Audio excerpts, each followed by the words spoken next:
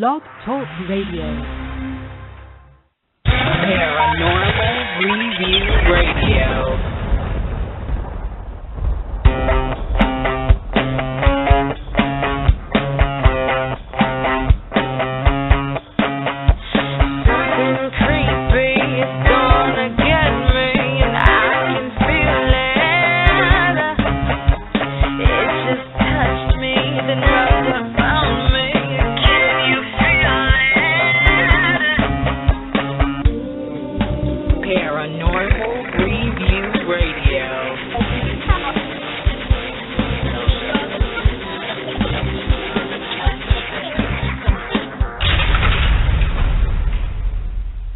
Hello and welcome, everyone. It is Friday night, and you're listening to Paranormal Review Radio, the only radio show without commercials and with more great paranormal talk. Thank you all for joining us tonight. I'm Anthony Agati in New York. And I'm Lucy Liefried in Chicago. Are you ready for another Paranormal Friday night on this Valentine's Day? We're so happy that you can join us. We welcome all of our regular listeners and those of you who have tuned in for the very first time. If you have a question for our guests tonight or about the topic, feel free to ask us in the chat room or call into the show at 661-244-9831. We'll try to get to you as soon as we can. Don't forget, you can always send us an email with future topics that you'd like to see on the show, or if you just want to say hi. Our email address is paranormalreviewradio@yahoo.com. And last but not least, check us out on our Facebook show page and our YouTube channel for more information on the paranormal and upcoming shows. Located at the foothills of Cumberland Mountains and nestled on the bend of Tennessee River is the infamous town of Huntsville, Alabama. This great city is known for its textile mills, U.S. Army, and NASA's aviation centers, and its contributions to many of the American wars in history. But not only is it famous for these great accomplishments, it's also known for its contribution to the paranormal world. Huntsville, Alabama has given birth to the Bama Boys, Keith Ramsey, Jonathan Hodges, and Benny Reed. You know, reading their bios together, I got the feeling I was listening to the end of the 80s movie, The Breakfast Club. You know, we have a musician, an HR generalist, and an Army soldier being who they are, great men of the paranormal. You know these awesome men from the hit show Deep South Paranormal on the Sci-Fi, catching EVPs and capturing the Lady in Black ghost on video, and also having to contain Hart Fortenberry and his antics. But do you really know the Southern Sweet Boys known as Bama Boys? Well, tonight, on a very special Valentine's night, we bring you the Bama Boys straight to your home to get down and dirty with them all. Pull up a chair and get comfortable. We're going down south. Please welcome to the show the Bama Boys, Keith Ramsey, Jonathan Hodges, and Benny Reed. Welcome to the show, guys. How are you? Good. Hey, how's it going, brother? Doing good. All right. Hi, guys. You know what? This is going to be fun. A show with all men and me. What's a girl to do? So, boys, it's Valentine's Day. Did you bring any chocolates or flowers for us ladies? Did you bring us any flowers or chocolates? I got all your flowers and candy right over at the house. You just slide on over here when it goes over, and we'll take care of that. Okay. I always thought that. All I brought was the love juice. Oh gosh. River, man. I'm out already, dude. What the heck are you talking about? You're not talking that way. You're just a boy. Okay. So, you know what, guys? Let's start from the very beginning. Let's go down the line. And if you can just tell us how you began this love affair with the paranormal. Keith, now, the last time you were here, you mentioned being a sensitive at a very young age. Now, can you tell us more about that and maybe a first ghost experience that you had? Yeah, my paranormal experience started at the age of 5 years old with visions. Up till the time I was 9, which I've had visions all through my life ever since. But in the beginning, from 5 to 9, with visions, and then at the age of 9, I saw my first apparition when I moved into a place up in Tennessee, up in Elor, Tennessee, which is where I actually met Benny for the first time. But with my visions that started at 5, they developed more and more through the years, and at the early teen years, I had contacted my mother and got together with her on some stories I had, some things that was bothering me that I was seeing and feeling. I was about 15 at that time when I had that discussion with her, and I had visions up to that point. I'd started to see at 9, and I had an out-of-body experience at the age of 13, where I was told personally by a voice that I truly believe is the voice of God that told me I had another chance, that I was coming back to this world to be one to talk of Him, to tell the world of Him. So that's how I first got into the paranormal. Through the years, as Benny can tell you, he seemed to go through some stuff growing up, dealing with it. And I wanted to, I guess after my 20s, I started wanting to find out more and get with some people and everything, but it wasn't until Benny started DOA Paranormal here in Huntsville, Alabama, that we actually put a group together and started investigating. Mhm. Keith, has it been a burden? What's that? Has it been a burden? For a while it was, up till about my mid-20s, which things started to really start to calm down with me after I had an experience at 21 where I was actually very sick, could barely walk, and I had a vision of I was told to get up and go see someone. There's a lot of detail in the whole vision, but I woke up from a dream, and I felt I woke up too soon. He wasn't through speaking to me. So I asked, Lord, why do you show me these things? Why do they not always come through clear, and I find out down the road what they mean later? Well, all of a sudden, he spoke to me again and told me to get up and go see someone.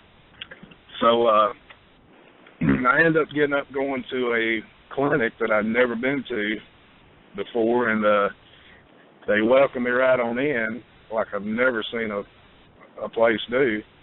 And I ended up in a room with a doctor I'd never met or seen, that comes into the room and tells me that he didn't want to know when I was there, and nothing. I didn't have to tell him nothing.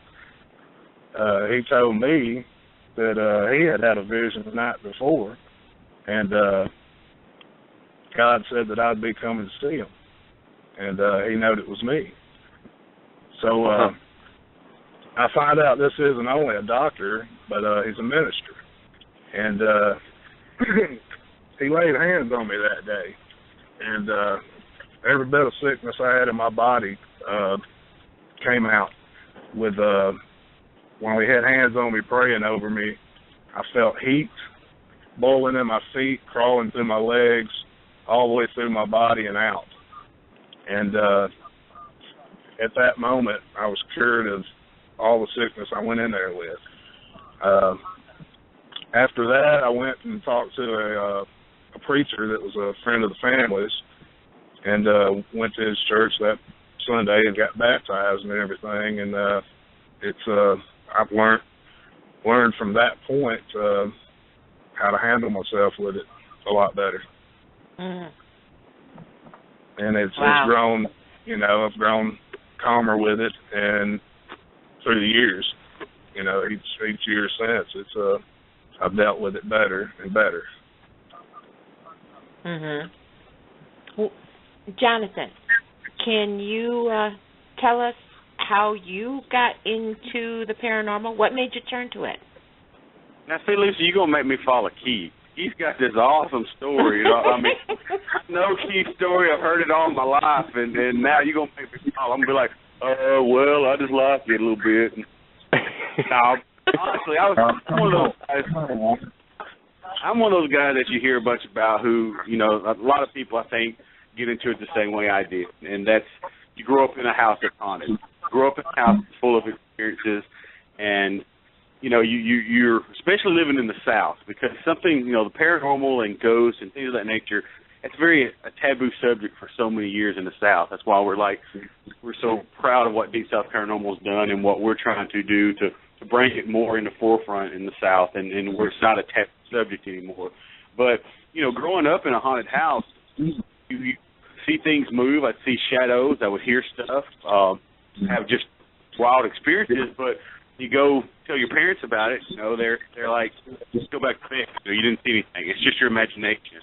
So you hear that all your life, and you almost, start that. But then you get to a certain age, and you're like, I know what's going on. I know there's something out there. And then it started with me, I guess, probably about 10 years old, and around there. And my mom actually came to me, talked about it, and she kind of was confiding, saying, hey, I know what you're talking about. I've seen the same thing. But up to that point, it's always been like, the bed, you'll scare your brother. You didn't really see anything. It's your imagination. So, and then the older you get in it, you just kind of get more, because it's such an unknown subject, it just becomes more fascinating, and you're trying to find answers that you probably never will find. I mean, the age I am now, I'm still looking for a lot of the same answers I was looking when I was a kid. There's just so many answers that you're just not going to find, but that's what's so fascinating about it. And you read books and you see shows and you go see these movies and stuff, but you get to a point, if you're really that interested in it, you'll get to a point in your life where you're like, there's only one way. I'm one of those people that there's only one way you're going to prove to me it's real, and that's I have to go out and experience it. That goes just about for anything. Mm-hmm.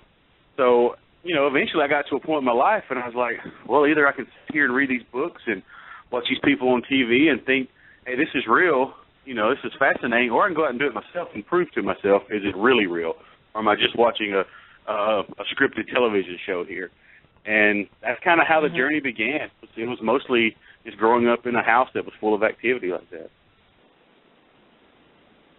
Benny, how was it for you to get into the paranormal? Oh, Lord. Well, hell, I was just running around with a couple of weird friends, and I was bored to death, so I was like, what the hell?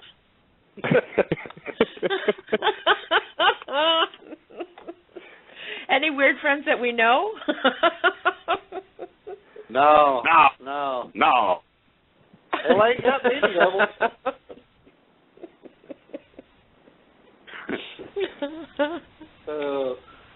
But no, really, just growing up in the town where me and Keith actually grew up, a lot of people don't know that the original name for Eloy, Tennessee was Hell's Half Acres. There was a lot of stuff that went on up there that was unexplainable, and, like Jonathan was saying, parents always say, it's just in your mind, go back to bed, you ain't seeing nothing. Back in them days, plus living down here in the Bible Belt, that stuff didn't come up. You didn't talk about that stuff. You just went on back to bed and did your thing. But, once we got older in life and I started dealing with some things that Keith actually was dealing with and seeing some things, it started opening my eyes. And what I like to refer to it as is flipping a switch. And once you flip that switch, you're more open to it. I mean, there's a lot of people that deny stuff, and then they see something for the first time, and all of a sudden it flips that switch, and now every time you turn around, they're looking over their shoulder and go, damn, I think I just seen a shadow walk by or something. And it's pretty cool, to get to go out and find out what stuff is.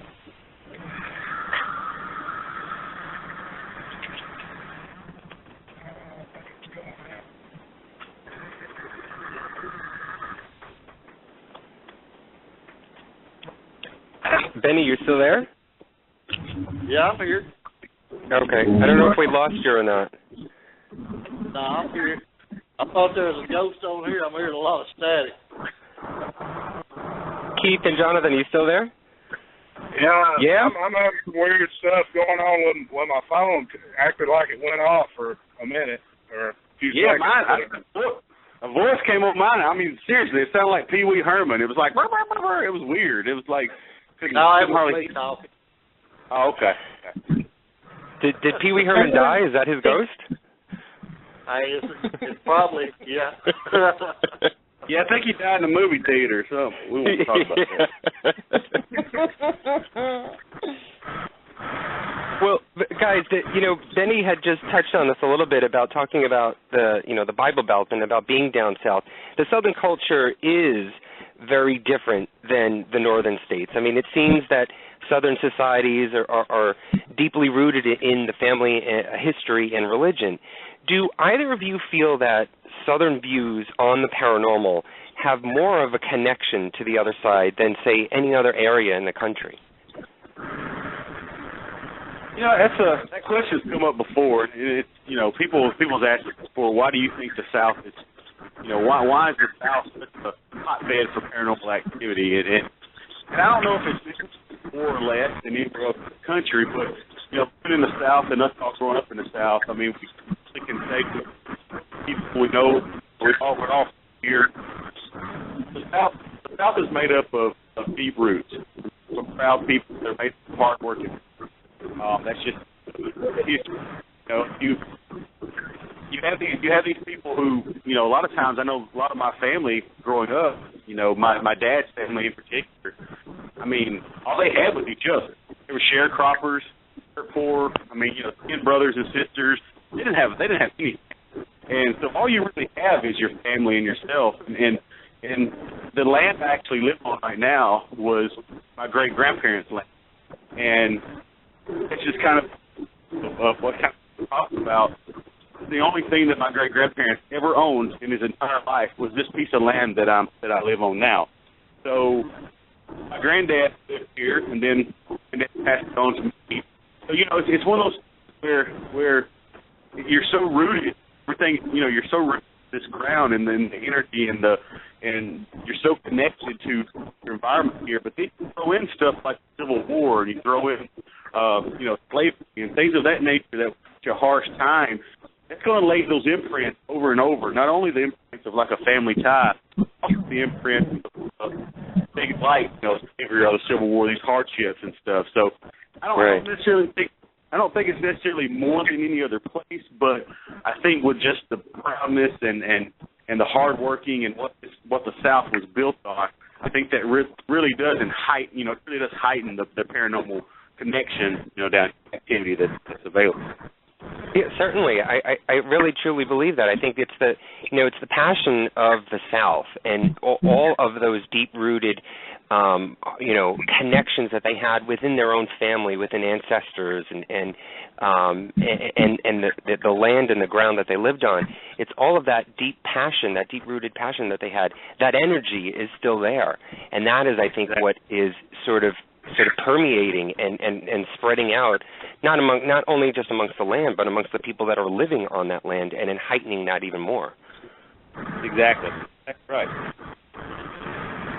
So, talking about the differences between North and South, and the things that sort of come along with that, do either of you guys have an opinion on, like, the other paranormal shows out there, like Ghost Adventures or Ghost Hunters, and how they conduct their investigations?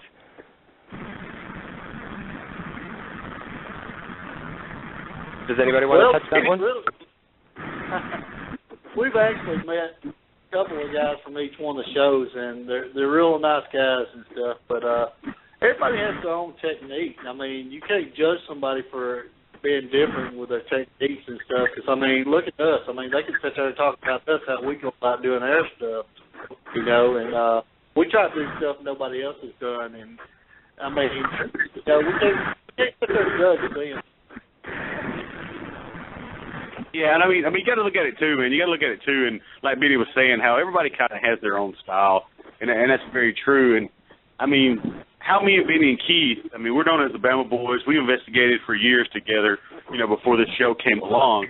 And then you throw us in with like Hart Fortenberry. And his style and what he brings to totally foreign to us. We never experienced anything like, swamp legend and swamp magic and stuff like that. So, when we look at somebody on TV or we look at some of our other paranormal shows, it is not in us. I mean, who are we to say, hey, that's dumb, that's silly the way you do that? Because I'm sure people, when I first looked at Hart, the way he did stuff, I was like, man, I don't know what this dude's out of his mind. But as you just be open in this part of the paranormal, you be open, you accept it, and give it a chance. Just be open-minded about it. You never know what can happen, So I don't know. I mean, we have our personally our ways that we do stuff, and we have fans out there in the paranormal world that we love and like to watch, and some of them we don't as much agree with. Some of them we do, but that's what makes it so interesting is watching the styles and how people go about their activities. Okay. Well, you know what, guys? Have you been out investigating to any haunted locations recently? I mean, is there any location in particular that stands out for you, or do you have any interesting stories to share with us?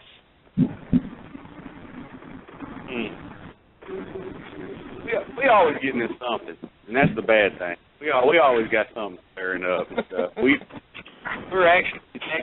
going to Savannah with Chad Moore's Ghost Hunt Weekend. We'll be doing Moon River Brewery in Savannah next weekend, so we can't wait for that one. And here recently, we've been so busy doing talks and Paracon shows and stuff.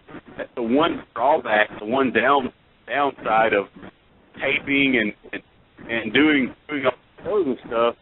One downside is lose a lot of that time to investigate personally, and we haven't been on investigation in a while. Actually, it's been several months. We haven't done anything together this year yet as a team, but we actually got a couple things planned next month in March. We're going to a place down here in Huntsville. Hopefully the old train depot.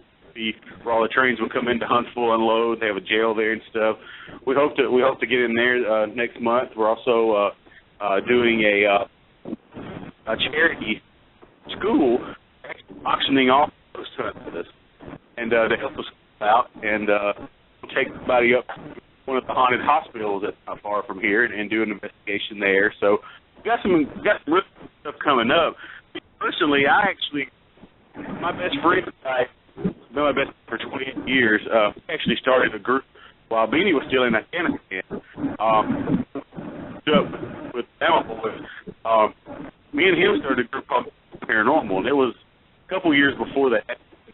Because he lived in Denver and I lived here, it gave us a reason to kind of, get the families behind, walk in him and hang out and do our thing and stuff. First place we ever went was like the hotel because he lives 5 minutes from it. So that really got it. Wow, this is real. And I started calling, started checking. He's in Afghanistan going, man, you've got to get home, dude. We got to get this thing started. What we talked about, it's real, man. This ain't no joke. And I actually hooked up with him last week and went up in Texas and went to Yorktown Hospital down in Yorktown, Texas, and we actually got to do the USS Lexington down in Corpus Christi, Texas. So both of those were just phenomenal. It was so nice to actually leave everything behind and just go paranormal investigate, ghost hunt, So I really had some really interesting things happen. I'll shut up. I talk way too much, and I'll let Benny or Keith or somebody say something. What do you Guys, want to say? still there? Other than you talk too much. They're gonna get you, Jonathan, tonight. I'm sorry, man. I'm like a motorboat, man. I can't stop when I get going. Hell, if he was Indian, his chief name will be Chief Talks a Lot. You're still using that tired line, man. You done said that like 9,000 times, man. You need to get some new material, dude. You know what, guys? It's only because I love you. Well, Jonathan, I mean, you did say that I could call you Big Daddy. Yeah. God, yeah. Now, if Anthony calls me Big, we're going to have a little problem, but we won't talk about that on air. I ain't saying a word. Well, you know what, guys? One of the things that I really wanted to ask you is, you guys, you've done Deep South Paranormal on Sci-Fi. Now, has it changed your views any, or has it made you think any differently about the paranormal and the afterlife? No. Think about doing Deep South Paranormal is what you see on the show is what we are. That's who we are now, and we're not going to change. We're going to stay the same. We're going to have the same views, and, we're not going to let that stuff change us, We're always this way, and this is how we always will be. Yeah, that's the whole thing, too. It hasn't changed. I mean, it's the big thing is kind of opened up even more because like I was saying, different experiences we got to, participate in. Art and Randy and Kevin, those guys, the different way, that they investigated was kind of cool to get that close bond with them to do the show and kind of be able to mix and bounce ideas off each other on how we actually investigate. So, if anything, I think it made us stronger investigators because it kind of, like Benny was saying, we try to do stuff out of the box anyway. I mean, we try to do stuff that's just all in and not your common things when we try to investigate. We try to do these experiments, but, to bring in Hart's point of view and Randy's point of view and stuff, I think it's just made us all actually stronger investigators in the end. Well, Keith, I'm gonna ask everybody, but I'd love for Keith to answer to start this off and answer first. Which would you all prefer? Going into a location that no one has ever investigated before and finding a haunting, or going into a location that has been investigated 1,000,000 times, but you and your group have uncovered something new?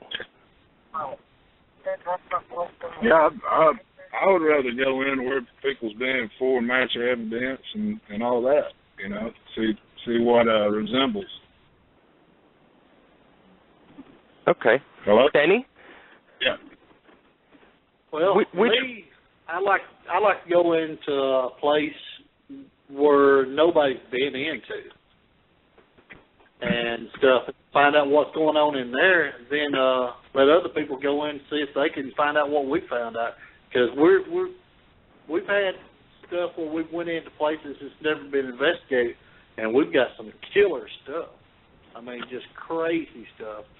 And then next time we go up there, we may not get as much, but, a lot of it's still the same stuff because there's a hospital that we go to that I was actually born in, and every time I go there, I always get this same little girl that talks to me, and she always comes and talks to me for some reason. So I like to go with fresh stuff.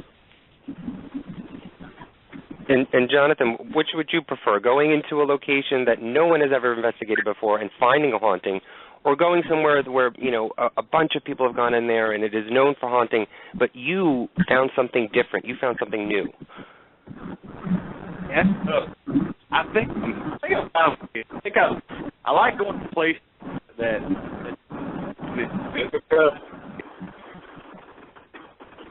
who's that coming through? Somebody's coming through. Keith, you outside, man? Me? Yeah. Are you outside or something? I'm coming through Louisiana. Well, roll your window up, dude. What's up? That's you, man. It's making all that noise. I hear cars going by and stuff. Did you really hear wind? Because I broke wind. Oh, good Lord.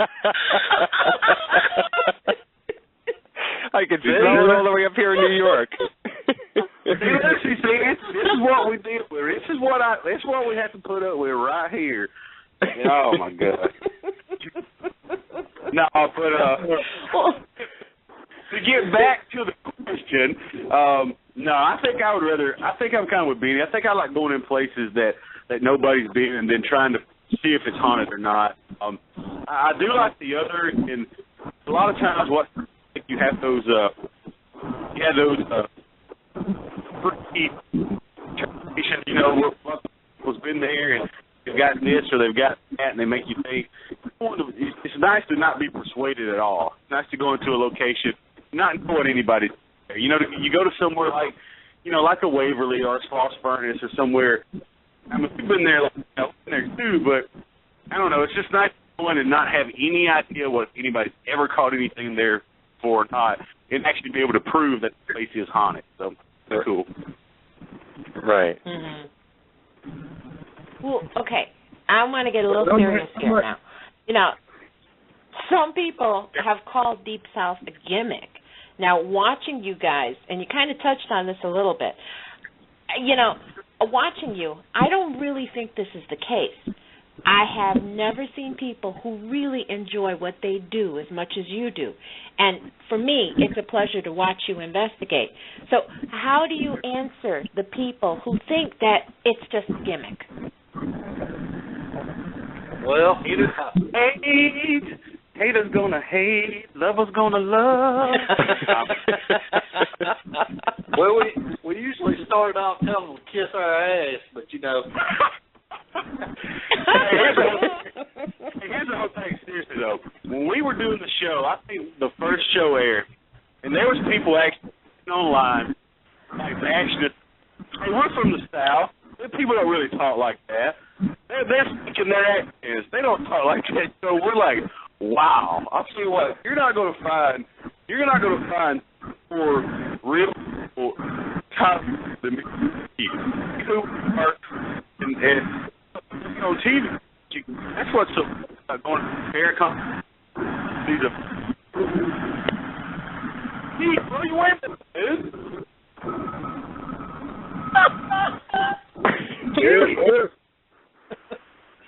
We can't hear, man. Keep your window up.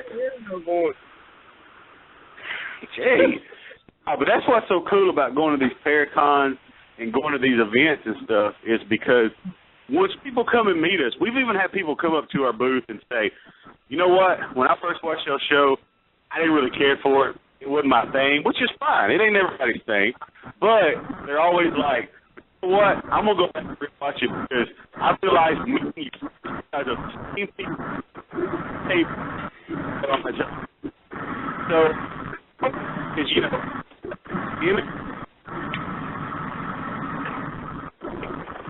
so come hang out with us.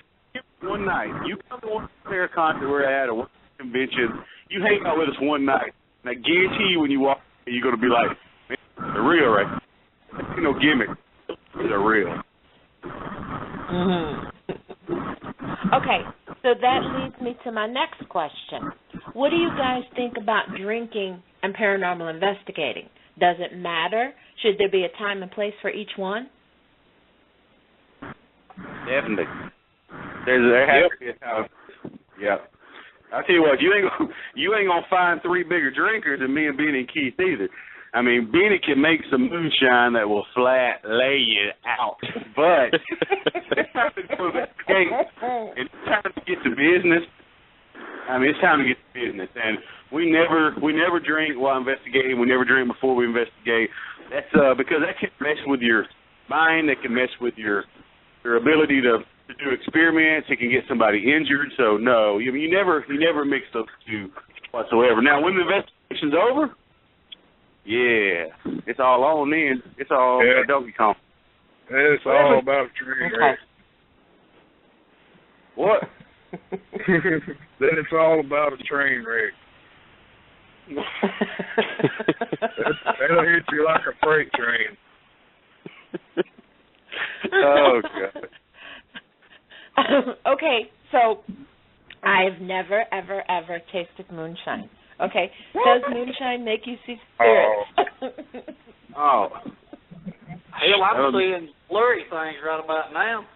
I figured that. Let me tell you what. That's just Keith passing gas. Yeah, exactly. I'll tell you right now, I hope there's no Keith business on this Valentine's night. But Benny Reed's moonshine will get you naked quicker than if you got to take a shower. I mean, it will drop trowel. Yeah, it sure will. I mean, we won't even get into that story. But you drink a jar of Benny Reed's moonshine, and you'll just be standing there talking, and your pants will fall down. You don't even know it. It's that. Hey, wait a minute, I got to pull my pants back up. See?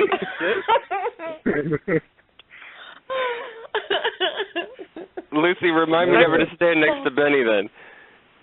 Hell, that's me you need to worry about. Don't stand next to Keith. Yeah, for real. It's not a especially downwind. For real. Oh, God. All right. Let's get a little serious here. All right, so now, Benny, you were a soldier in the U.S. Army since you were, I guess, or are still in the U.S. Army since 2003. Is that correct? No, I got out in 2011. 2011. Okay. So has the Army training benefited you in paranormal investigating? I mean, have any of the trainings that you picked up in the Army, have you used any of that while ghost hunting and looking and investigating? Oh, yeah. I mean, with the Army training, you use it all the time, even in real life. Because you use discipline. You also got to use, you have to be on your toes. And especially when you go over in combat, you always got to listen to certain things. And that helps out a lot when I'm out on investigations. I can hear certain things like, hey, man, I just heard a female talking, and we'll go back and listen to voice recorder. I'll be damn if there ain't a female talking on there. So, yes, it most definitely has helped out a lot. Okay. Okay. Well, you know what, guys? Now that you've been in the Para TV spotlight, has your opinion of paranormal television changed? I mean, is it helping or is it making things harder for the paranormal field?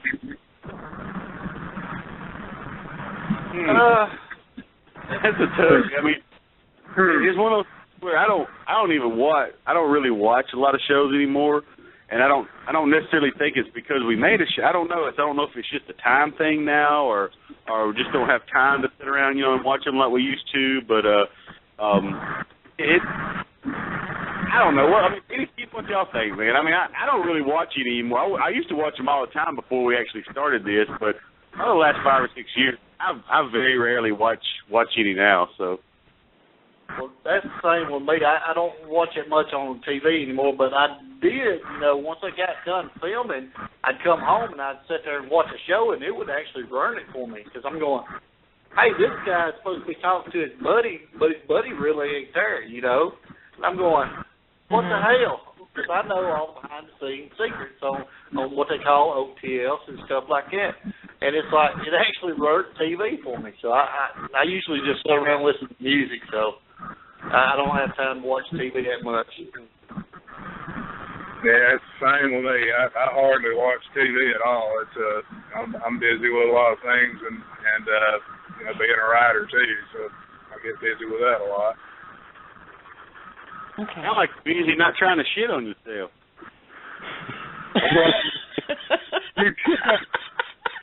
Man. All right.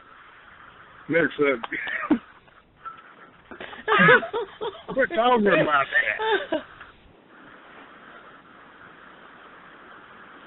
Okay. Right. Well, you know what, guys?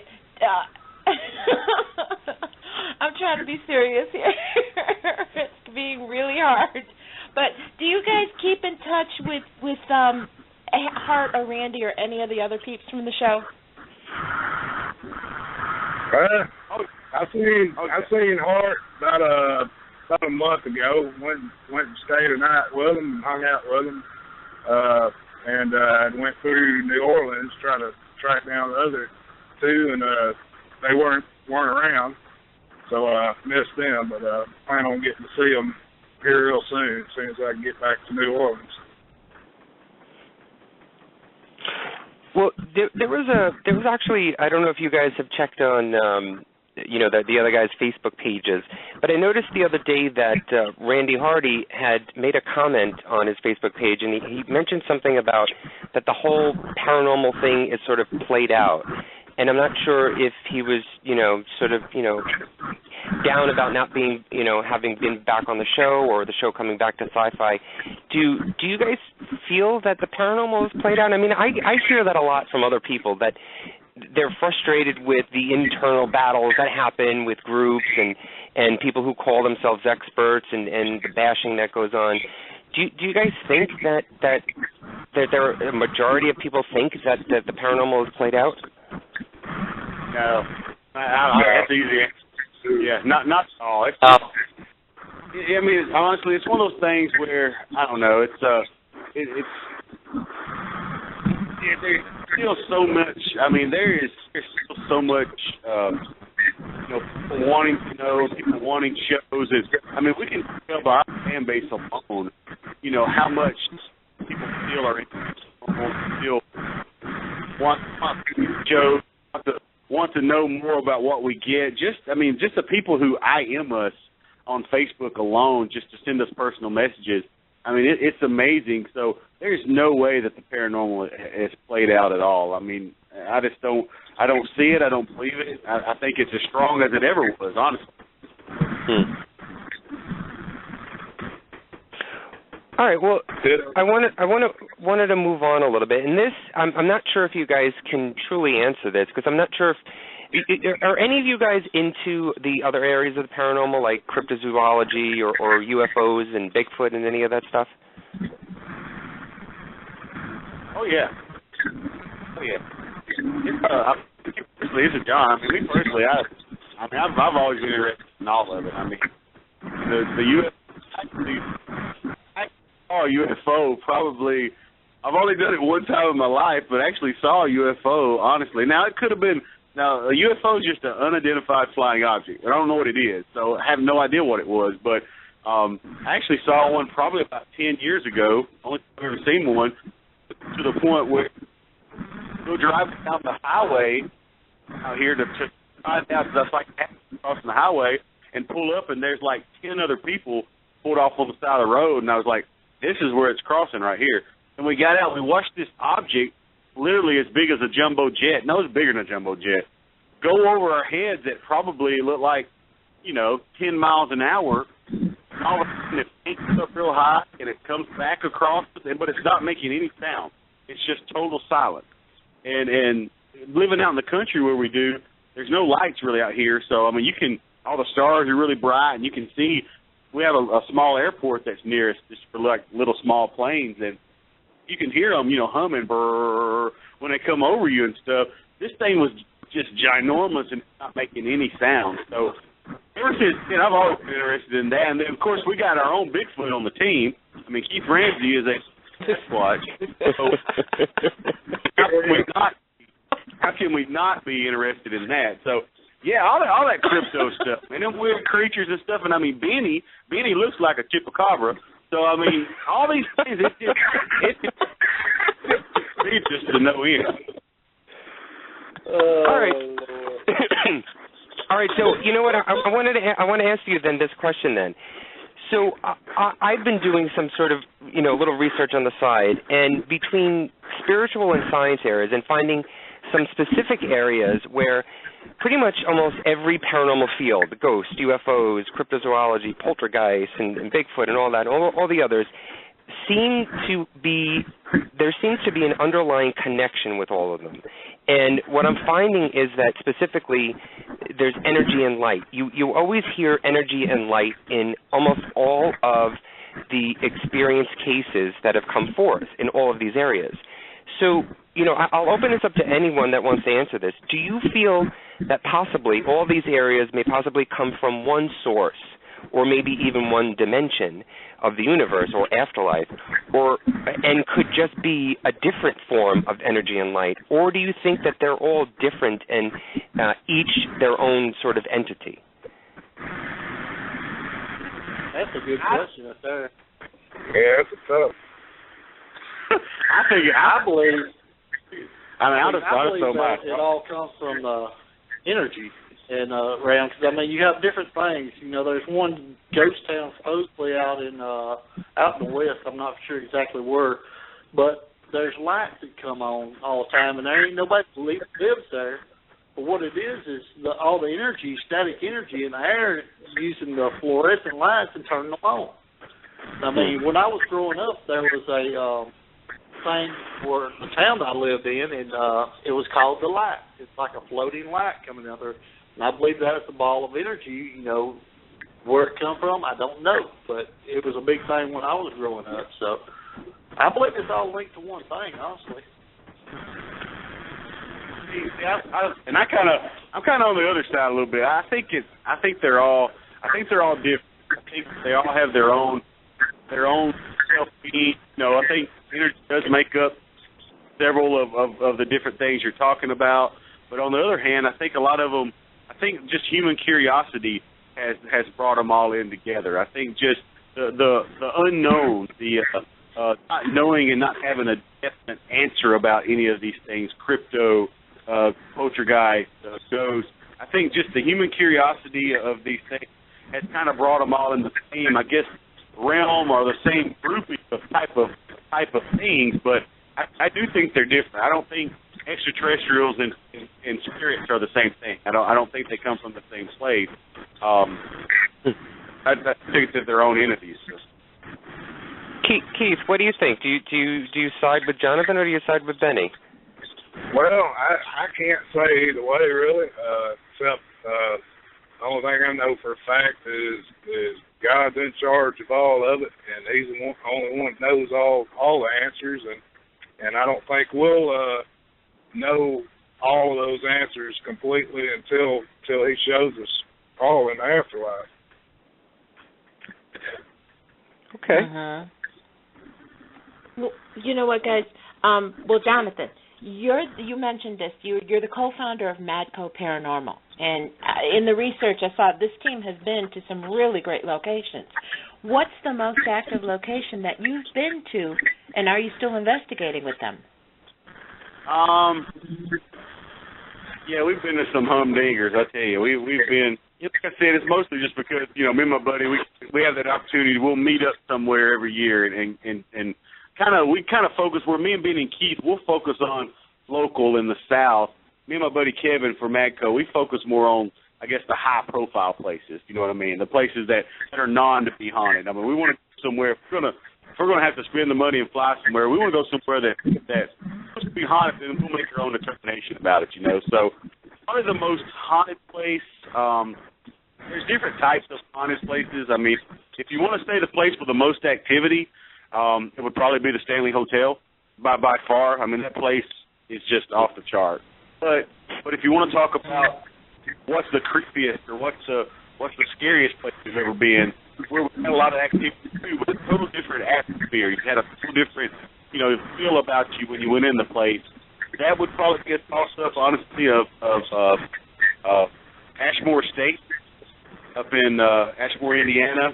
It would either be there or actually the place we just went, Yorktown Hospital in Yorktown, Texas. We had some experiences there that never had before. I mean, just really make you think about what you're doing and really brings you back to reality of are you really sure what you're doing out investigating these ghosts? Because sometimes you get a hold of things that maybe you think you understand it all, but something can put you in check real quick. So, but those just a total and some of the others.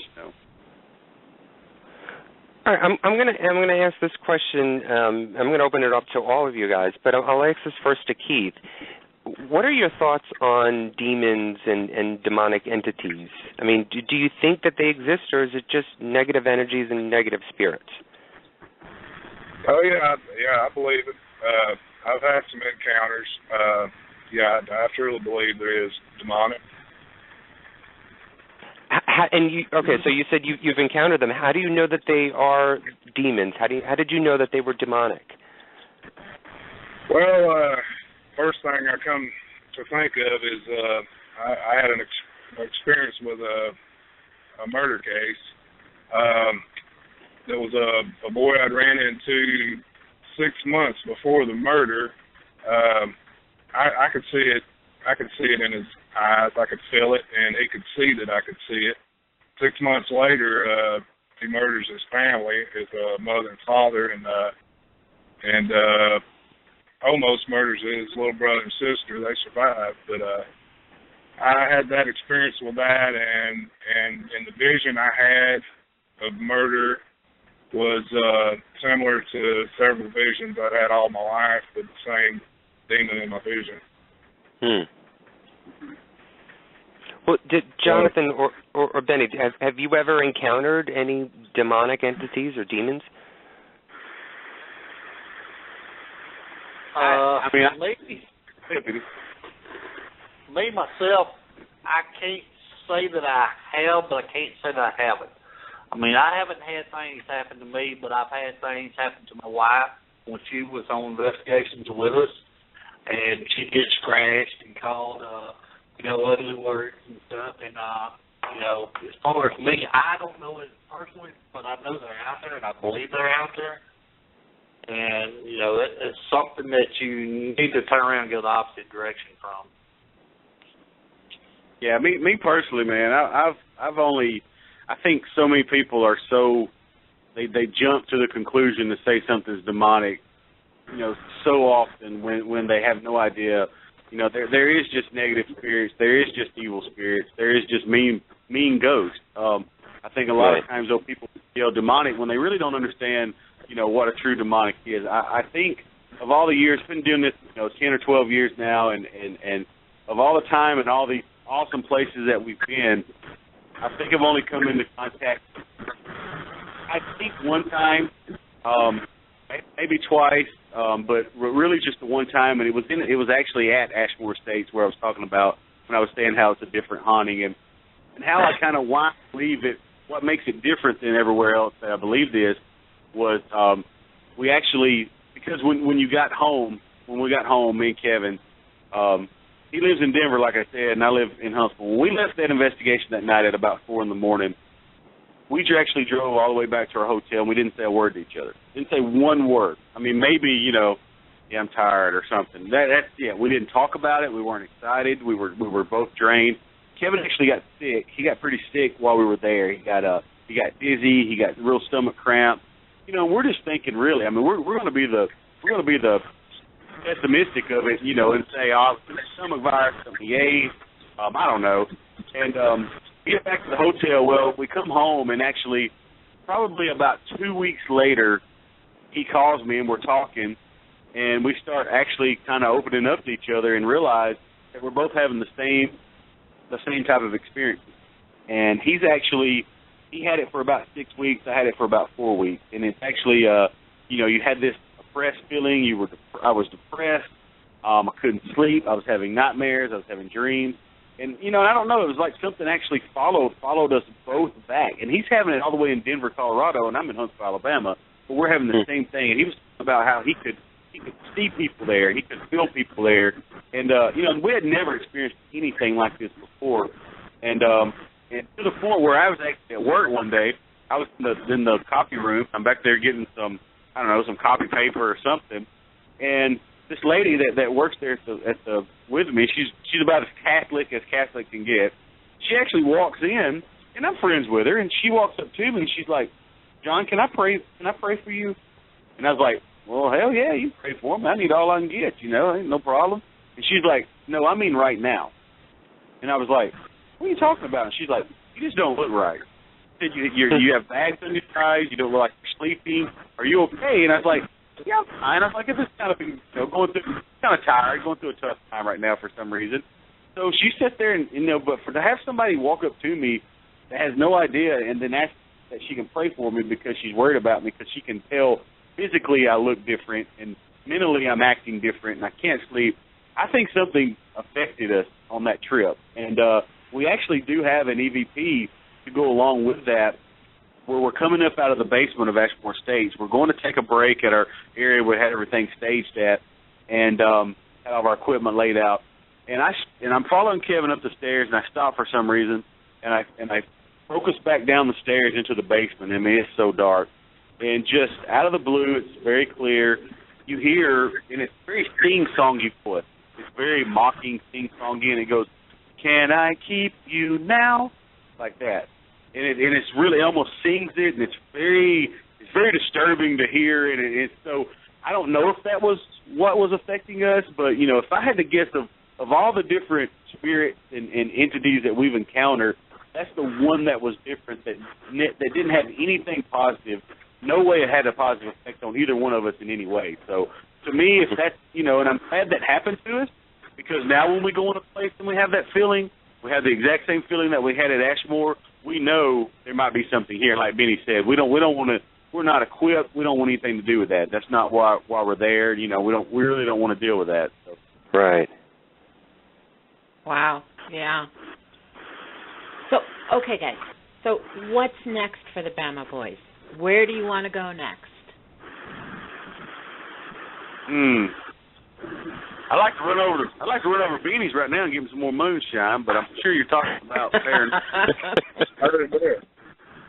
I would love to. I mean, if we had like a place that just, you know, where you want to go, I really like to go. I like to go up north. I want to go up to. I'd love to do the experiment of taking the Bama Boys as far north as you can carry us, in the most northern place of all northern places in the United States, and see if the ghosts react any different to us as Southerners as it does like to Northern investigators. You know, so I think that would be an awesome experiment to do somewhere like Rolling Hills or something like that. I think that would be so cool. Well, we got to get you up north then. I'm really surprised that you guys have never done anything, you know, further north. Man, we're just poor old country boys, man. We can't afford to go up north and stuff. What you talking about? plus, our probation officer won't let us get too far. Oh, okay. Got you on lockdown. Yeah, another place, man, we've always talked about. A lot of people ask us where's one place that you can go anywhere, where would you like to go? And we always say, man, we would love to go to Graceland. I think that would be like the coolest thing. I mean, what more Southern there with especially, you know, you got a cemetery and a house all in one. The house, church. I mean, so many cool things there. That would definitely be a dream place, and we'd love to investigate one day. It is a creepy little place, I will tell you that. And he died there. I mean, come on. Mhm. Well, you know what, guys? You have been such great guests tonight, and we want to thank you for spending part of your Valentine's night with us. Do you guys want to share any upcoming events and where each of you can be found online so our stalker listeners can follow you? Get it, Benny. No, Jonathan Hodges, you got this, and I do it every time, brother. Go on with it. Oh, man. We got so much coming up. We're going to be, first of all, you can reach us, any of us. We all have personal Facebook pages. You can reach us. You can IM us, friend us. We will answer every IM that we get from any of our fans. We will personally answer those back, you know, from us. So you can look us up individually. There's also Fans of Deep South Paranormal pages out there. We actually have a Bama Boys page that we're really trying to get, you know, cranking off. So we encourage anybody listening, go out to Facebook, check out Bama Boys, and, you know, like that. You can keep up with what's going on. We got Savannah Moon River Brewery going on next month. Our agent, Mark Tetlow, with Ideal Management, he has done a phenomenal job. He's got us lined up for so many things this year. In June, we're going to Vancouver, Canada. Really? Up there. Yeah, that's going to be really, really cool. We're going to, July, we're going up to Michigan to do a couple of ships up there, so that should be really cool. We do an event with John Zaffis up there. That should be a really cool event. We're going to Gettysburg in April, actually, and we're heading up to Gettysburg to do an event there. September, we will be at DragonCon in Atlanta this year, and we'll be at Airfest again in Lexington, Kentucky, so y'all check us out there. And what am I missing, Benny? Am I missing anything? Yeah, you're missing Minnesota in October.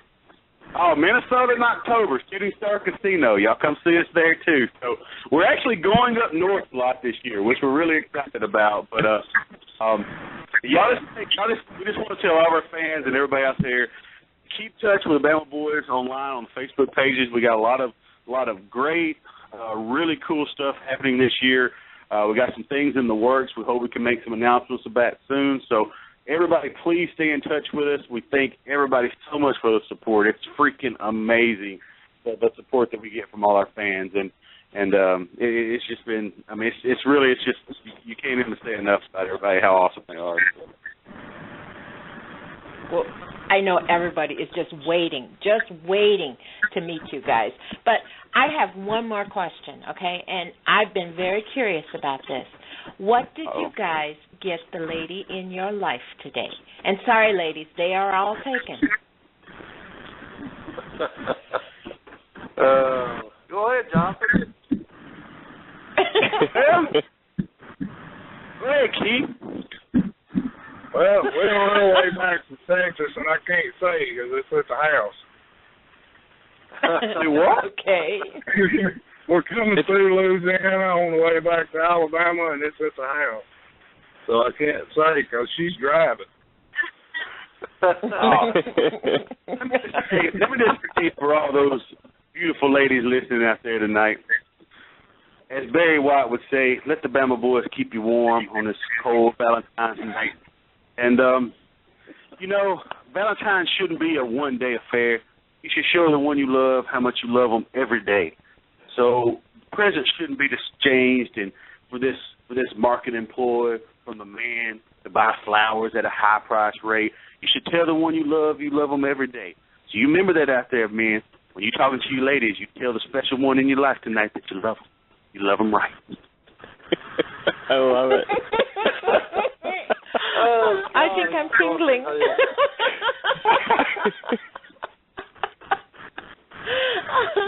Well, guys, you know what? We want to thank you all again for making this a very special Valentine's night with us and our listeners. Everybody, please check out the Bama Boys at some upcoming events on Ideal Events and check out their Facebook pages for more information on the boys and where they will be. It's been a blast, and we really do hope that you all come back to the show. Thank you so much. We'd love to. Yeah, it's been awesome. Valentine's Day, y'all. All right, Happy guys. Valentine's Day, guys. Thank you. Thank you so much. Take care. Check out, like Lucy was saying, check out all their Facebook pages. You can go to Ideal Events and check out what events they've got coming up. Keith, be careful getting home. And Jonathan and Benny, take care. Don't drink all that moonshine. And have a great weekend, guys. All right, thank you so much. Too. God bless. All righty. Don't see you for Easter. How'd you on Thank you, guys. All right, bye-bye. All right, good night, guys. Good night.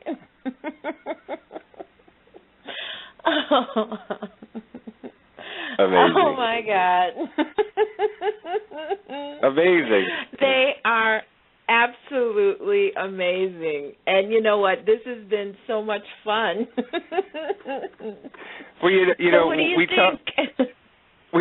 First of all, I think there was some spirit on the line because I think the spirit is still on the line. I'm hearing some voices in the background, but you know, the last time we talked to the other guys from Deep South Paranormal, well, we talked to Keith, but we also talked to Hart Fortenberry, and I can't remember exactly when that show was, but it was a while back. And Hart is a character. Hart. You can write a thesis paper on Hart.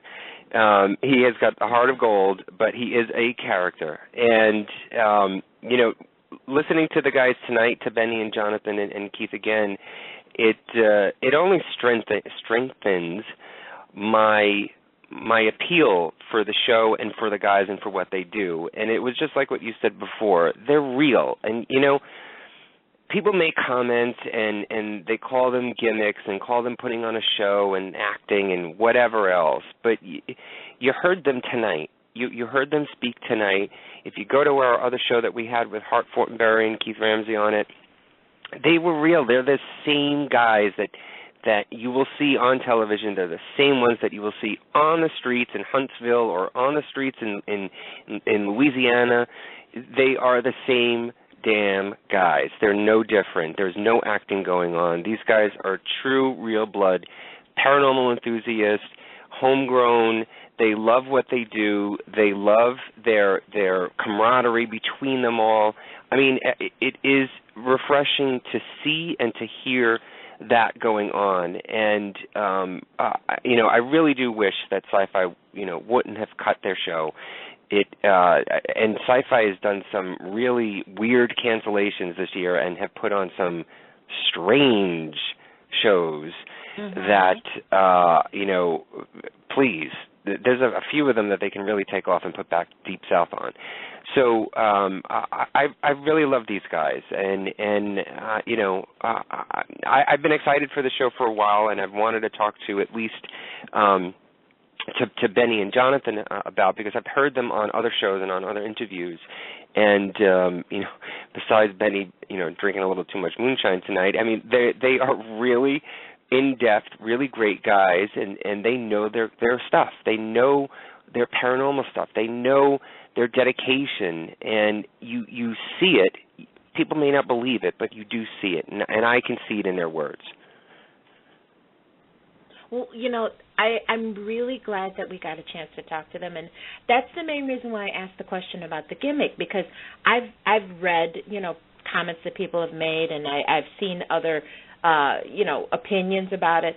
These guys are for real. I mean, they may not be everyone's cup of tea, but I don't, honestly, watching these guys, I have never seen a group of people that really enjoy what they do as much as they do. And there's a couple things that they touched on tonight that I'm so glad that they did. The one thing about the drinking and the paranormal investigating, I'm so glad that they said, that they're two separate things and they don't belong. And then the other thing that they mentioned was about the demonic entities. I mean, so many people, they get a negative experience, and right away they want to attribute it to a demon. And I really am so glad that they mentioned to it. I mean, you don't know. I mean, yes, there are demonic entities out there, but I'm glad to hear them say something like that.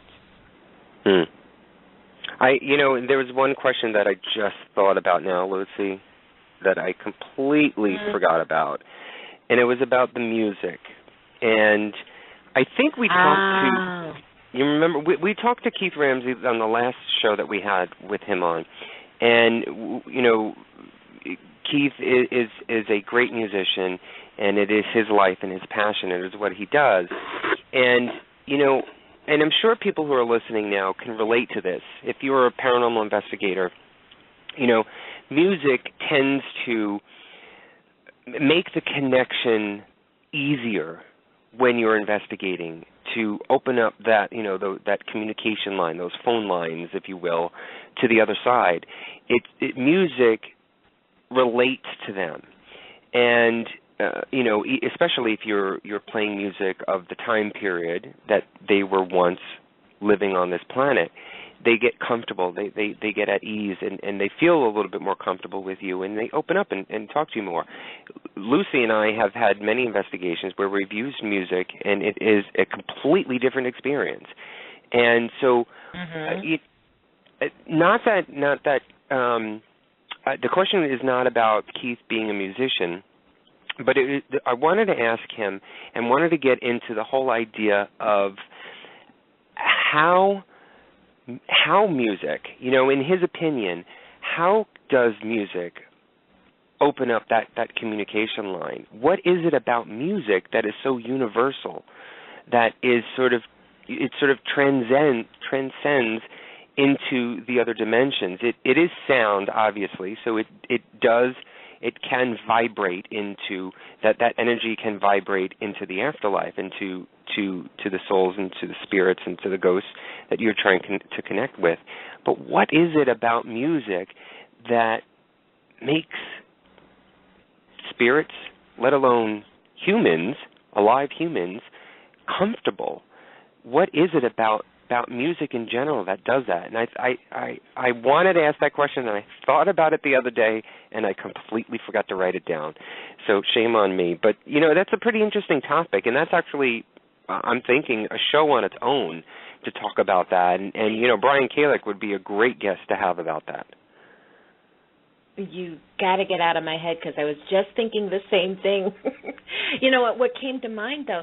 Do you remember when we went to Bobby Mackey's, I think it was the second time, and we were down in the basement, and your phone started playing music that you didn't even have on there? No, it was... I remember that, and I actually think I have it on video or it's on audio, like because I had my digital audio recorder going. And, the phone was playing, I think it was a French song, which I have no idea why it would even be on my phone. But didn't we translate this song to being something about... about a man reaching out like to a woman? For a princess. It was something, some kind of music for a princess. Right, and it was something about a man reaching out to this woman in trying to communicate the love. And it was weird because as we were in the basement at Bobby Mackey's, we were trying to reach out to Johanna, and the whole story with Bobby Mackey's is that she had died and her lover had died, or her unborn child's father had died, but her father may have killed the boyfriend and all this other stuff. And it seemed as though the father was reaching out to his daughter in forgiveness and trying to have that forgiveness from her. And that song was sort of a representation of that feeling.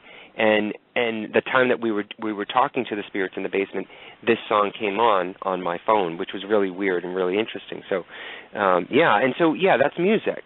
And is it their form of communication? Does music really reach deeper than what we really think? That's a question.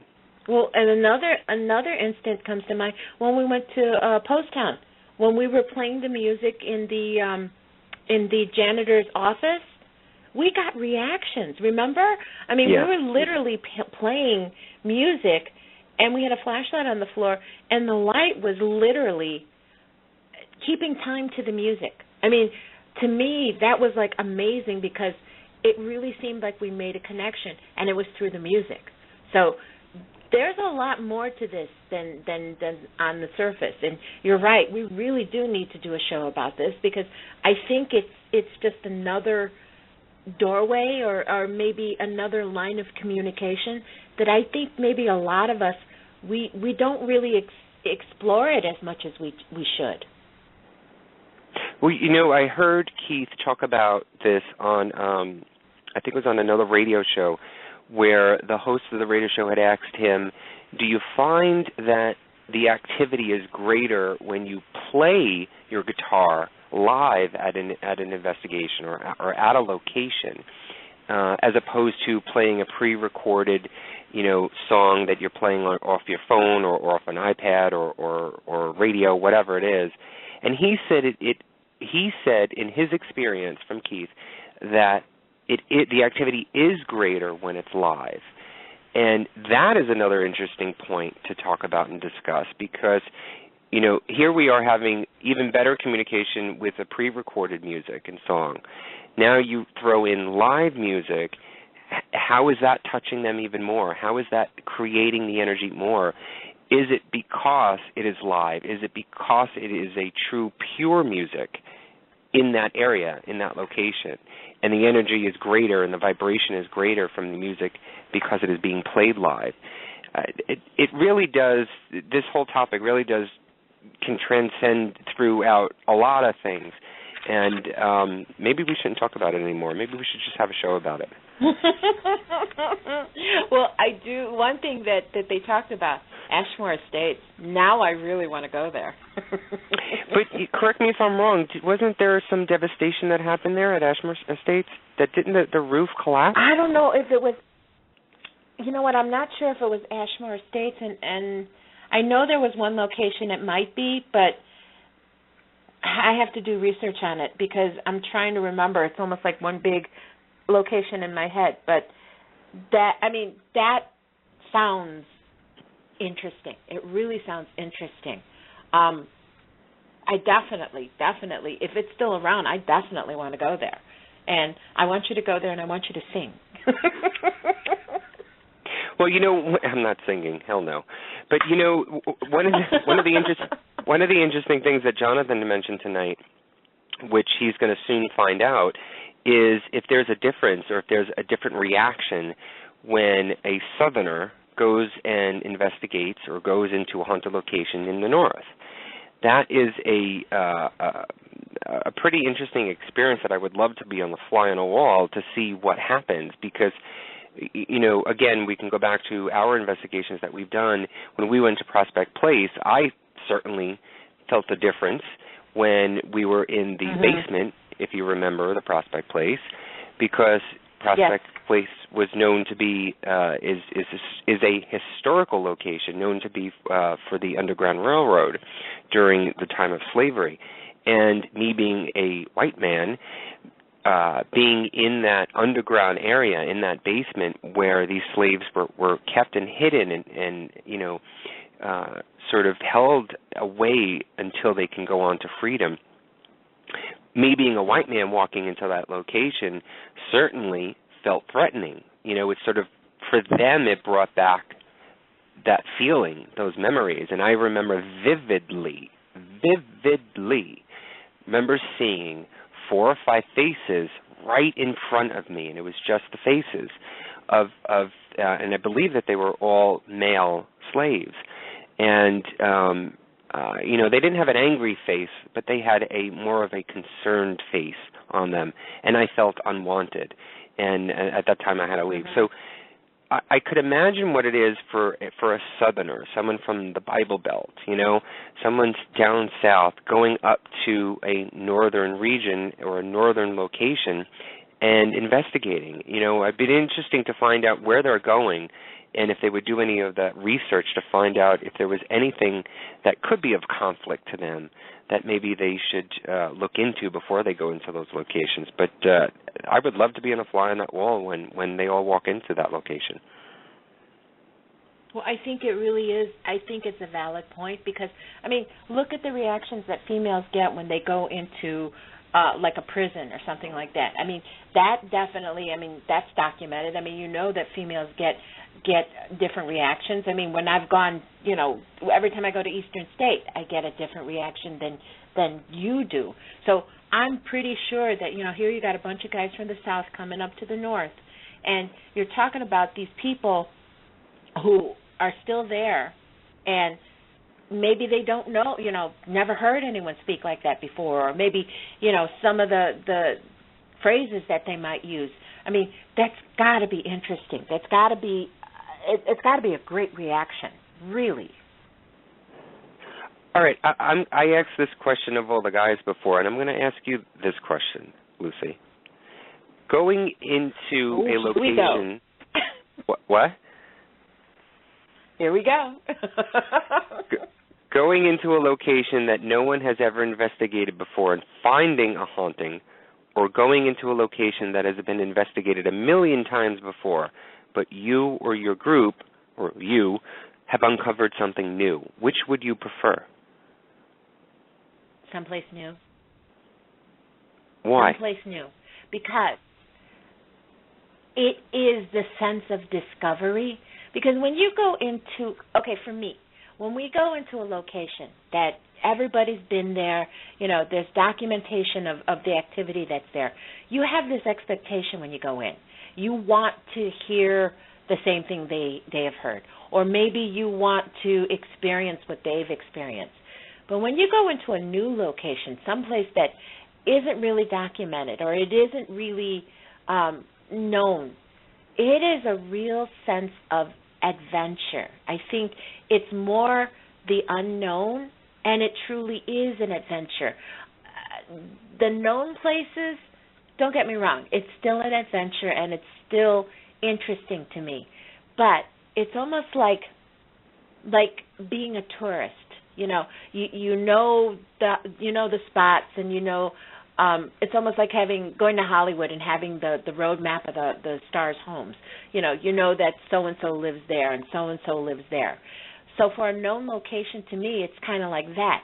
You know that this spirit possibly is there. There's activity in this section and whatever. but on a brand new location that no one else has ever been in. This is a true sense of discovery. It's a true, it's like opening up a box, a present, that you don't know what's inside, and you have no clue. That, I think, that's very intriguing to me. What do you think? What would you prefer? You know, when I was thinking of this question, obviously I was thinking about what my answer would be. And, yeah, I agree with you. I agree that going into a new location and finding out that it is haunted or finding out some stories and putting that all together, I think that's truly exciting because you're a pioneer. You know, it's like Columbus. Well, Columbus really didn't discover America, but you know what I'm talking about. You know, it's conquering that new land. It's that thrill, and it's the excitement, and it's also the validation of you as an investigator, as someone who loves paranormal. It validates you and it uplifts you. But on the other hand, you know, and I can give you an example, Lucy. You were a part of this. When we went to, and Jay Lynch was just in chat before, I wish he'd still be in now, we went to Post Town. But as we've said in all of our shows, and this is what we do, what Lucy and I do, you know, sometimes until our eyes and our ears bleed, we do research. We research everything. And upon researching, do you know where I'm going with this, Lucy? So we do a lot of research. And within Post Town, we wanted to really do some really good research, again, and try and find out things of the town, of the land, of the building, of the area and the space, the cemeteries, all of this other stuff. We went back into, you did a lot of research, Lucy. You actually called the, I can't remember if it was City Hall or if you called someplace to get more further information on stuff. The Historical Society. The Historical Society, that's right.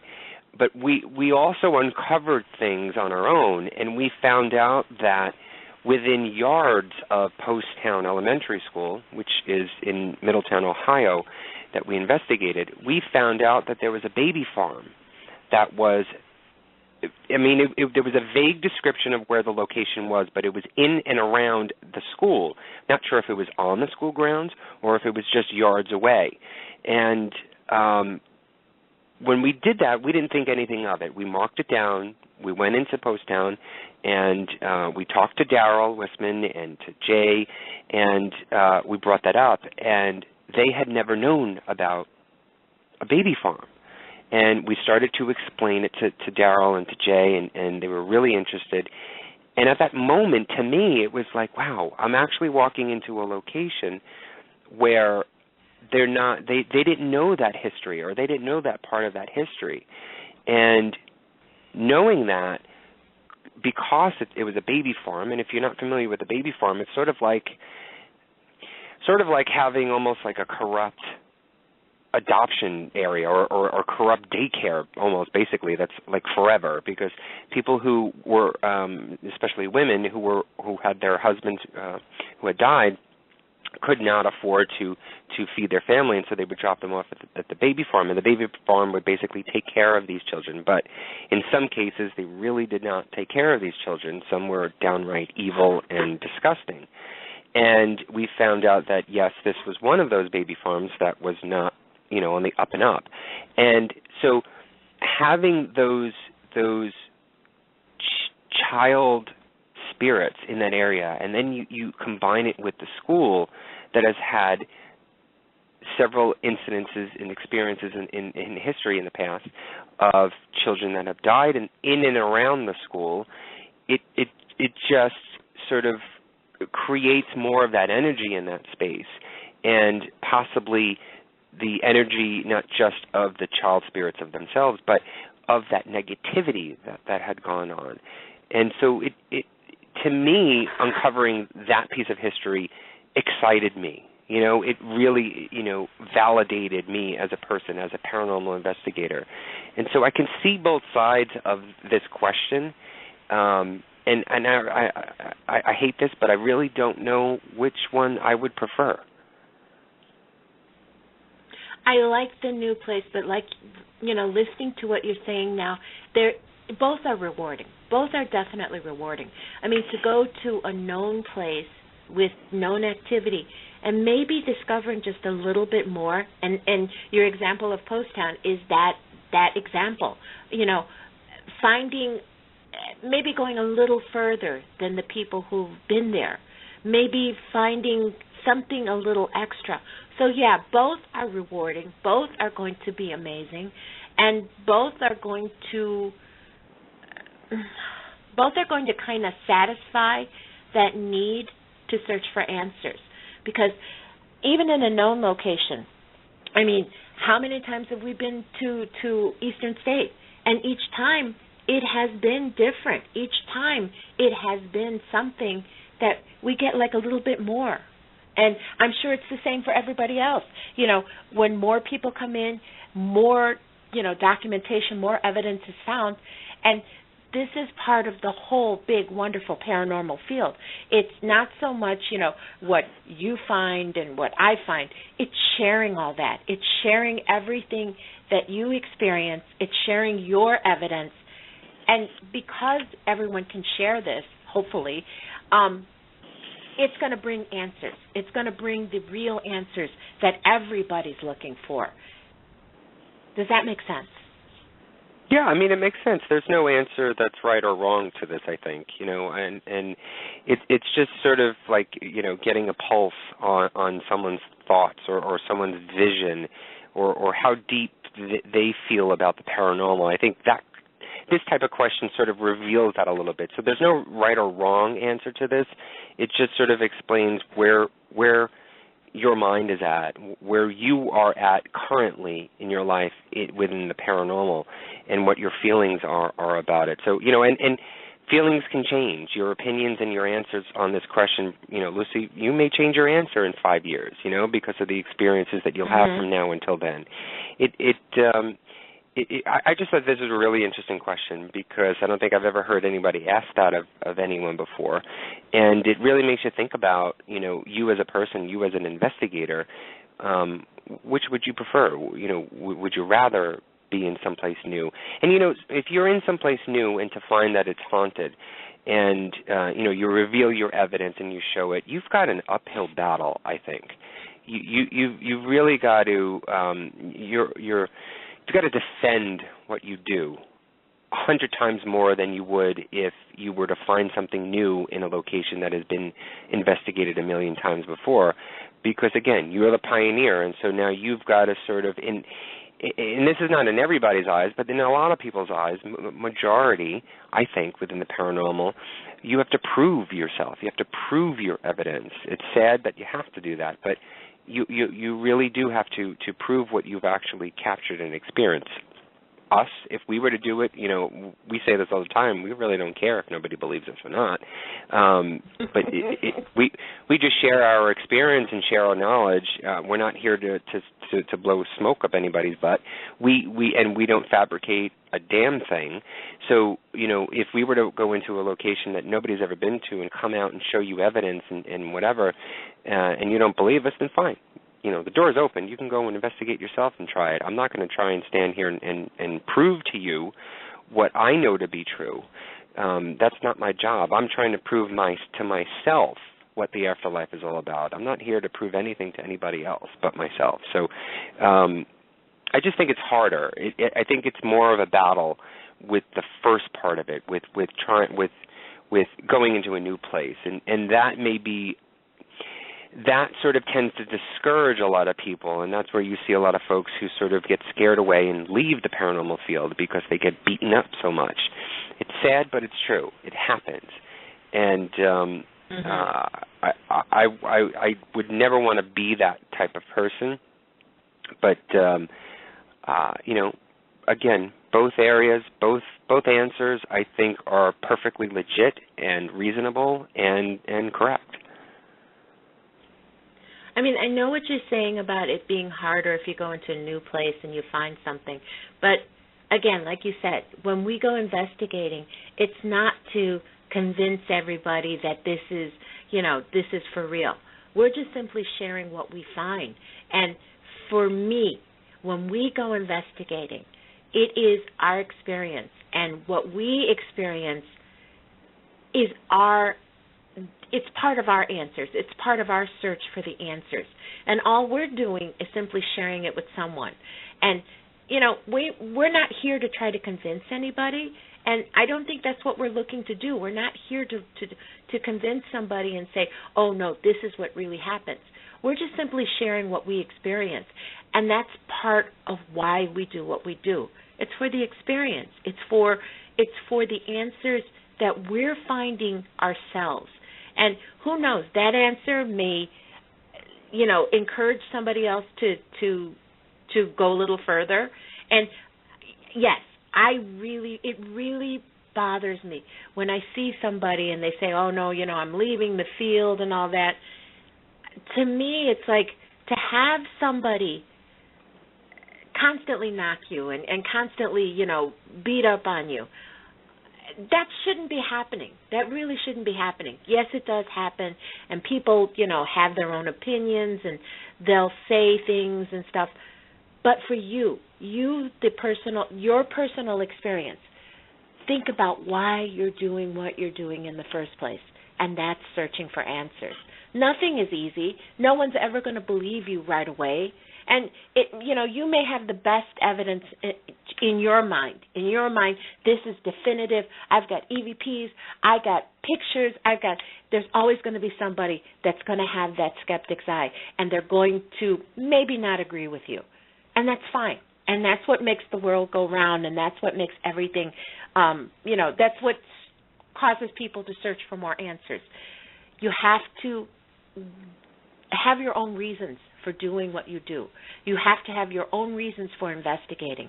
And if someone else doesn't agree with you, that's fine. You can agree to disagree. But it really bothers me when someone says, "Okay, I'm done. I'm not doing this anymore." That saddens me, because I think there is so much that we still need to learn. And if you give up, you're never going to find those answers. There's a reason why you started doing what you do, and that was to search for answers. And if you give up, you're never going to find them. And that's why I asked the question to the guys about Randy Hardy, about the comment that I saw on Randy's Facebook page. Somebody had posted on Randy's page and saying, if he's going to do anything in the paranormal. And I think the guy who had posted on Randy's page wanted to sort of hook up with him and do investigations or be a part of a group or something like that. And Randy had commented back and said, the whole paranormal thing is played out. And he talked about wanting to get into other things. So, was it the show that sort of, changed his mind about things? Was he, because, he wasn't getting back on television and being in that public eye, was that deterring him from continuing on? Or is it something else? How deeply rooted was Randy in the paranormal if now all of a sudden he's talking about, how the whole paranormal thing is played out? That sort of, it questions what's going on, not just within Randy himself, but also within, what has he been exposed to within the paranormal? Has what you were talking about with the guys being called a gimmick, had that gotten to him? Did he start to take things personally and now wants to get out? To each their own, and I respect everyone's decision on it. But I just, you lose some really great people in the field, and it's the knowledge that goes out the window because that research is lost. That research is gone. And, if Randy does leave the paranormal and doesn't continue on, who knows, he could have been, the next great within the paranormal. Someone who may have been on a location and found that beautiful EVP or that, great piece of evidence or whatever it may be. He may have been. It's just like saying, my child could be the next president, but now he's going into acting or something like that. It's that feeling that it could have been, should have been, would have been, that you'd hope for. I hope he's happy. I hope Randy is happy in his decision. I don't condemn him at all for not continuing it, I wish he would have choose different words. The whole paranormal thing is played out. I just wish he would have choose different wording for that. So how do you answer that? I mean, what would you be your answer to that, to Randy saying that the paranormal is played out? Well, I certainly disagree with him. To me, it sounds as though he's disgusted. It feels as though he's given up on something, and on something, what I mean by is paranormal. Something has discouraged him from continuing. And if it was because I think, was it not Randy who was trying to get a petition not too long ago to get the show back on? Mm-hmm. Was it Randy or was it someone else? I can't remember, Lucy. I think it was Randy. I know it was from the New Orleans guys, definitely. Right, I believe it was, if I vaguely remember Randy posting about, having a petition and having people sign it to get the show back on. Was it that, that never came to light? Was it that, nothing ever came from that and he just got discouraged? I don't want to say anything to his character, and I don't know him, so I can't comment at all. But, I think it's something deeper than his comment about it being played out. I think, if he was really, truly passionate about the paranormal, like you can clearly tell tonight, like Keith and Jonathan and Benny are, that he would have, negated all of those, outside influences that came in and made him change that mind. I think seriously something had changed his mind. I don't think he just gave up on his own. I don't think he just, like Benny was saying, flipping a light switch on for him to the paranormal, as he was talking about earlier tonight. I don't think Randy turned the light switch off to the paranormal. I think something switched it off for him. And it's kind of sad. But again, like I said, it to each their own. They choose to get into it and they choose to come out of it. And that's their life. That's the way that they want to live. But I personally don't think paranormal is played out. I don't think. I mean, that's kind of silly to say that to me. You can't say paranormal is played out. I think paranormal is paranormal. It can never be played out. Paranormal is life. Paranormal is something that we all will experience, whether you believe it or not. Paranormal is afterlife. Paranormal is all of these other things, dimensions, the universe. That's what paranormal is all about. We all will see that one day, whether you like it or not, whether you believe it or not. We all will. So it's life. It's not something like, Miley Cyrus is twerking. Yeah, it's played out. That's something completely different. It's not in the same category as, you can't, I don't think you can describe paranormal and use that word played out. Well, see, the one thing that I can think of, like, listening to all this, is that even if this show ended tomorrow, it would not stop me. And I think, and I rarely ever speak for you, but I am going to right now. I think if this show ended tomorrow, I don't think that we would stop investigating. I really don't. I can't see it. I mean, it is such a big part of my life. It's a big part of every single breath that I take, because I know in my heart I am not the only one here. It's like just because you cannot see something, because you can't touch it, because you can't feel it, doesn't mean it's not there. And that question is what drives me. I want to see, and I want to hear, and I want to experience, and I think there's so many of us that are still out there with that same feeling. And those are the people that I want us to reach. And I don't want to see anybody ever give up on that. And I know there's situations where people, maybe because of financial reasons or maybe because of maybe family obligations, sure, you may give it up for a little while, but it's always going to be a part of you. It's always going to be a part of the questions that you have in your own mind, in your own life. So to me, I could never, ever say, I'm done with it. I'll never say that. Never. Well, and you're talking about the radio show, correct? Radio and the paranormal. No, but I'm saying... I could never... But you're saying that if the show, you're talking about our radio show, if it were to, end if our tomorrow. radio show ended tomorrow, I would not give up on the paranormal. There's no way. I can't.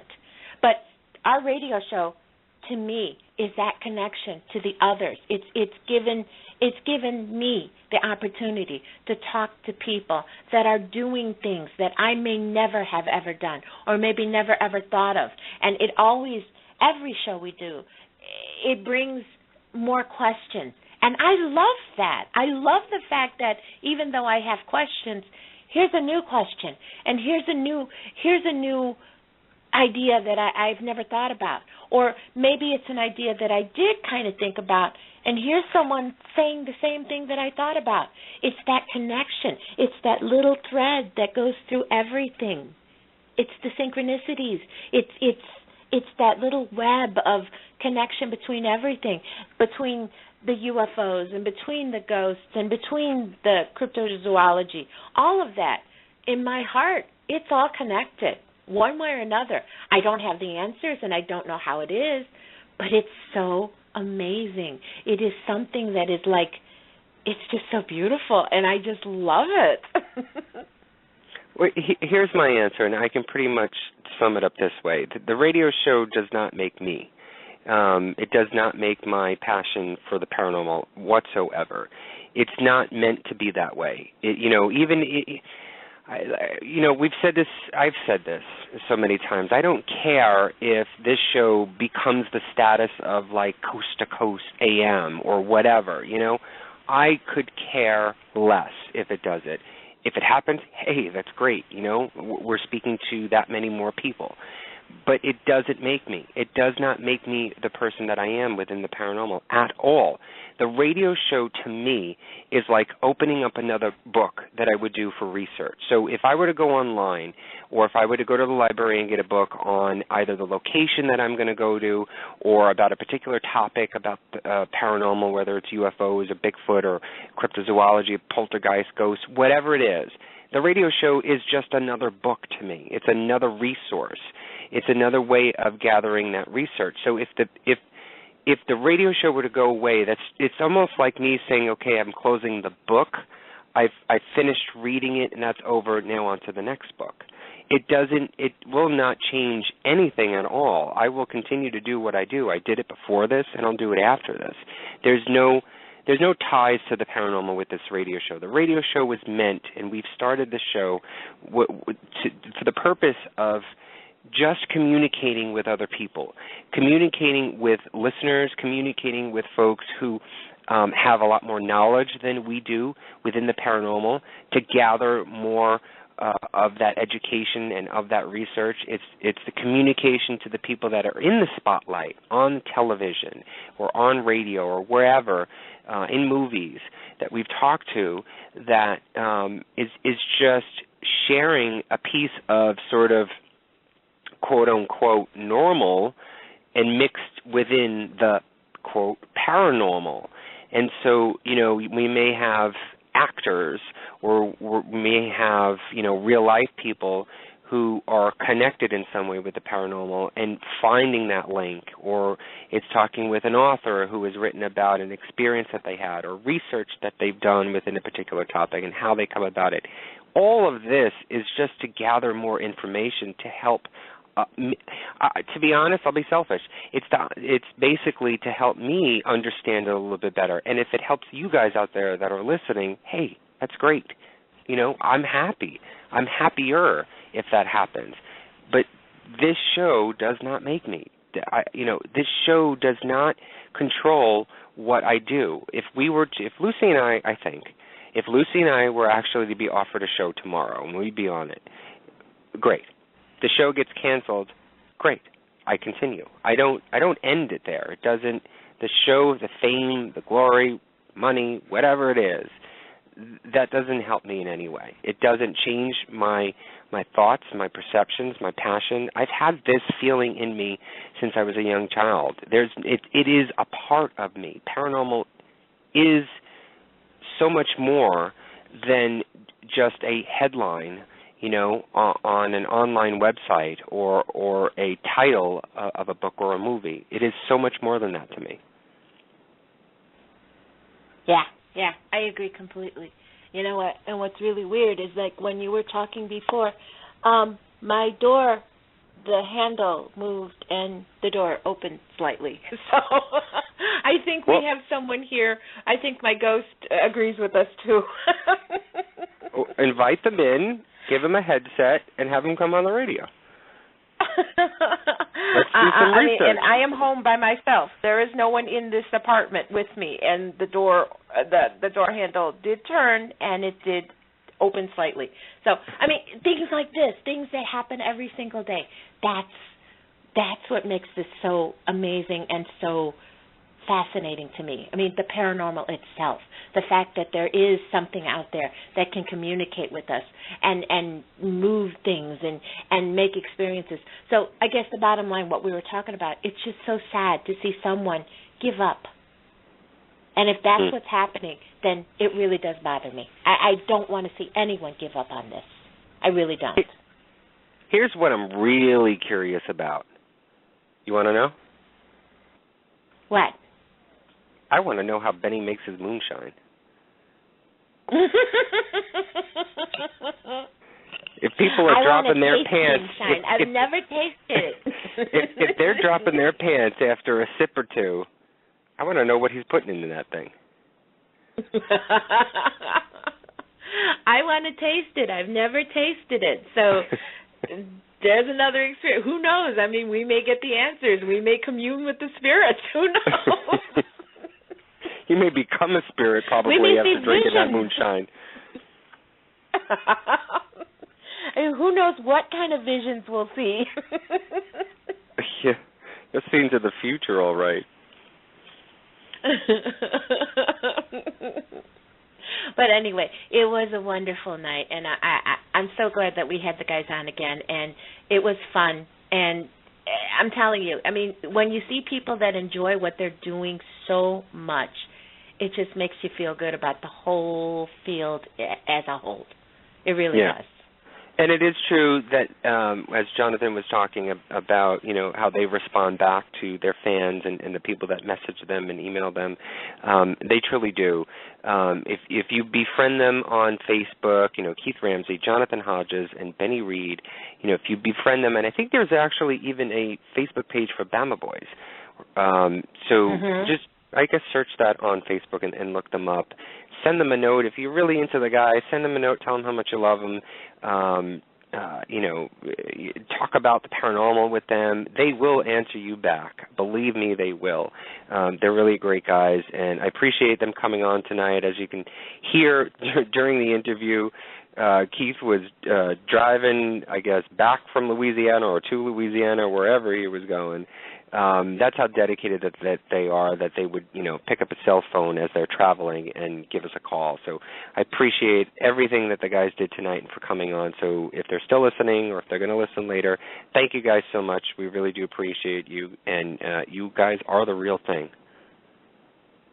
Oh, and they're just as crazy. When you message them, trust me, they're just as crazy no matter what. This isn't just an act that they turned on. They're like that all the time. They're absolutely great and funny, and I'm so glad that we had them on the show. And, of course, they're welcome anytime they want to come back. All right, Lucy, get to the fan of the week. Okay. This week, our Paranormal Review Radio fan of the week is Peggy Lee Cook of Tom's Bean, Texas. Peggy, some of her likes are, she likes Kim Russo, she likes Netflix, Chip Coffee, Aaron Goodwin, scrapbooking, Tom Hanks, and of course she likes Paranormal Review Radio. Thank you so much, Peggy, for being a fan. Thank you for commenting and liking stuff on our Facebook page, and congratulations, dear. Yeah, thank you, Peggy Lee Cook of Tom's Bean, Texas. And don't forget, if you want to be a Paranormal Review Radio fan of the week, just like us on Facebook at Paranormal Review Radio. Well, you know what? One thing that we've learned about paranormal investigating is that everyone has their own style. They have their own approach. Some take it very seriously. Some treat it casually, and some want to provoke, and others, they just want to commune with the spirits. But no matter how you approach investigating, you have to have some fun sometimes. The Bama Boys, they keep it fun. They mix laughter, good times, with some really scary paranormal investigating. These guys know how to do it. We want to thank Benny, Keith, and Jonathan for joining us tonight. It made our night very special. So, speaking of paranormal investigating styles, just what is yours? Ever wonder where to find tips and how to find cases to investigate? Never fear. There is a book called The Geek's Guide to the Strange and Unusual, and it may just have the answers you're looking for. Next Friday night, we will be talking to author and radio personality Rick Hale. Rick will be here to talk about poltergeists, ghosts, and demons, and explore some of the most unusual cases from around the world. If you have a question or a case that you'd like to share, be sure you call in. Happy Valentine's Day to all of you. You are all very special. Happy Valentine's Day, Anthony. I love you. So, until next week, Paramours. You get it? Paramours. Share the love and have a paranormal week. Good night. Happy Valentine's Day, everybody. Good night. Paranormal Review Radio.